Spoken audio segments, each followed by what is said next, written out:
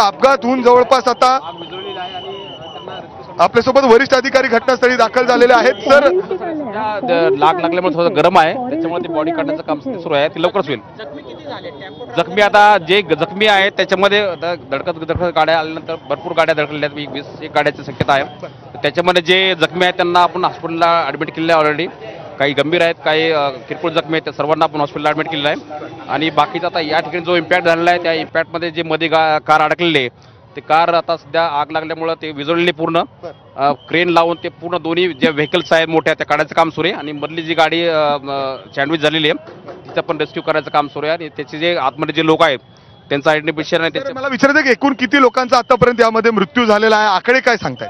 तर याच्यामध्ये प्राथमिकदृष्ट्या अशी माहिती आहे की 6 ते 7 जणांचा प्राथमिक माहिती आमच्याकडे आहे, परंतु काही लोक सिरियस जखमी सुद्धा आहेत, त्यांना हॉस्पिटलला आपण भरती केलं. थोडंसं पुढे जाऊयात, कारण पुढे जर आपण बघितलं तर अग्निशामक दलाचे सर एकूण किती वेळ झाला अपघात होऊन? रस्ते पूर्ण बंद आहेत वाहतुकीसाठी, मोठ्या प्रमाणात वाहतूक कोंडी देखील झालेली आहे, किती लोक जखमी सुद्धा आहेत? नागरिकांना आव्हान आहे की जे लोक कात्रजकडून किंवा साताऱ्याकडून मुंबईच्या दिशेने जात आहेत या रस्त्याने, त्यांना कृपया सगळ्यांना विनंती आहे की काही 1 घंटा तरी तुम्ही कात्रज मार्गे शिंदेवाडीच्या तिकडून टापून ट्रॅफिक डायव्हर्ट केले, कुणी या ठिकाणी येण्याचा प्रयत्न करू नये, कारण आपल्याला थोडा वेळ हे ट्रॅफिक क्लिअर करायला लागणार आहे.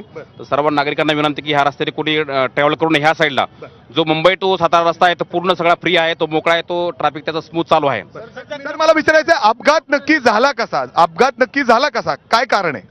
प्राथमिक माहिती आमची अशी आहे की जो लोडेड ट्रक होता तो भरलेला राजस्थान पासिंगचा मोठा ट्रक आहे, तो साताऱ्याच्या दिशेकडून मुंबईच्या दिशेने चालला होता.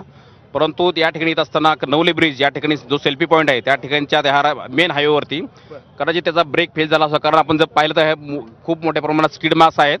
तर ब्रेक फेल झाल्यामुळं मध्ये जे व्हेकल्स होते सगळे छोटे असतील मोठे असतील ते व्हेकल तो धडकत पुढे गेला. परंतु पुढे जात असताना दुर्दैवाने मोठं जे व्हेकल पुढे आहे कंटेनर त्याला जाऊन हे मागची जी गाडी ट्रक आहे तो जाऊन धडकला. आणि मध्ये दुर्दैवाने मध्ये एक छोटी कार होती, ती कारमध्ये जाऊन ते दोन्हीचं त्या कारचं सँडविच झालेलं आहे. आणि तो इम्पॅक्टमुळे कदाचित त्या ठिकाणी आग लागलेली आहे. आणि त्या आगीमध्ये दुर्दैवाने ते गाडी, अर्थात ते गाडी जी कार आपण बघितली ते सीएनजी कार होती, गाडी पूर्ण जळलेली आहे. आता ते पूर्ण सगळं त्याचं असेसमेंट आमचं चालू आहे, त्याचं इन्व्हेस्टिगेशन सुरू आहे. सध्या आमचं प्रायमरी आहे की हे सर्व कारमध्ये जे अडकलेले लोक आहेत आणि जे ट्रॅफिक सुरळीत करण्याचं काम सुरू आहे. सर, ज्या पद्धतीने हा अपघात दिसतोय हे वेगळं तर नाही ना काही? ज्या पद्धतीने तो उडवत आलेला आहे वाहनं, तुम्ही म्हणताय किती वाहनं उडवली, म्हणजे घातपात तर नाही ना? प्राथमिक दृष्ट्या आपल्याकडे 15 ते 20 व्हेकल्स आहेत, त्याची पूर्ण सध्या आता मी माहिती घेतलेली आहे. आणि आता सध्या आमचं प्रायमरी काम आहे की हे रस्ते ट्रॅफिक सुरळीत करणे, जे अडकलेले लोक आहेत त्यांचा रेस्क्यू करणे, जे ट्रक अडकलेले आहे किंवा मध्ये जे कार अडकलेले त्यातल्या लोकांना रेस्क्यू करणे, त्यांना हॉस्पिटलला पोहोचवणे आणि रस्ता क्लिअर करणे. आणि जे बाकीचे जे सांगतात ते अपघात कसा झाला, कशामुळे झाला, किती व्हेकल्स आहेत, आपण हा अपघातच म्हणायचा का हा काही वेगळा काही घात सुद्धा आहे, प्रयत्न आहे का, याचा देखील तपास होणार का? सध्या आमचा असं त्याचा फोकस आहे. सध्या आम्हाला जे लोक अडकलेले आहेत, जे जखमी झालेले आहेत त्यांना हॉस्पिटल नेणे आमची पहिली प्रायोरिटी आहे. सध्या वेगवेगळ्या हॉस्पिटलला उपचार चालू आहे, त्याची माहिती घ्यायचं काम सुरू आहे. सध्या जे जखमी आहेत त्यांना हॉस्पिटलला नेणे ते सध्या असेसमेंट सध्या सुरू आहे त्याचं. ते आता सध्या आमचं रेस्क्यू करण्याचं काम सुरू आहे. किती लोक गेलेत? सध्या प्राथमिक माहिती अशी आहे की 6 ते 7 लोकांची दुर्दैवाने त्यांचा डेथ झालेला आहे. सर, तुम्ही म्हणताय हा ट्रक लोडेड होता, या ट्रकमध्ये नक्की काय होतं, कुठून येत होता? ती सर्व सध्या आमचं तेच तुम्हाला सांगतो की सध्या आमचं ट्रॅफिक सुरळीत करणे, जे जखमी आहेत त्यांना हॉस्पिटलला पोहोचवणे, ट्रॅफिक सुरळीत करणे आणि जे अडकलेले आहेत त्या लोकांचं रेस्क्यू करणे हे पहिलं काम आहे.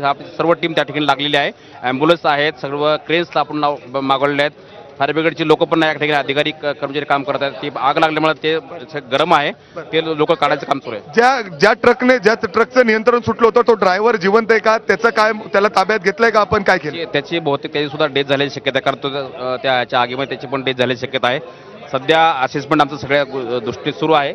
सध्या जे प्रायमरी आमचं काम आहे ते सध्या जे जखमी आहेत त्यांना हॉस्पिटलला पोहोचवणे, जे अडकलेले आहेत त्यांना काढणे आणि जे डेथ आहेत त्यांचे नातलगांना कळवणे, त्यांना हॉस्पिटलला घेऊन जाणे आणि सध्या जे लोक अडकलेले त्यांना काढणे आणि जे ट्रक या ठिकाणी रस्त्यावर आहेत ते क्लिअर करून ट्रॅफिक सुरळीत करणे यांचं सध्या काम आहे, ते करत आहेत लोक. बाकी जे इन्व्हेस्टिगेशन आहे, जे काही शक्यता आहे, जे आता ॲक्सिडेंट झालेलं आहे ते सर्व इन्व्हेस्टिगेशन, जे जखमी आहेत, जे व्हेकल्स आहेत ते सर्वांची माहिती डिटेल आपल्याकडे आल्यानंतर आपल्याला कळण्यात येईल. अर्थात जर आपण बघितलं तर 7 ते 8 लोकांचा मृत्यू झालेला आहे आणि 20 ते 25 लोक जखमी आहेत. बरोबर आहे, बरोबर आहे. अर्थात सर आपण हे घातपात असू शकतो या दृष्टीने देखील तपास करणार आहात का? सध्या आम्हाला हे सध्या रस्ता क्लिअर करणे, जे जखमी त्यांना हॉस्पिटलला घेणे आणि जे अडकले त्यांना सुरक्षित वाचवणे ही आमची पहिली प्रायोरिटी. अर्थात जर आपण बघितलं तर पुढं जर आपण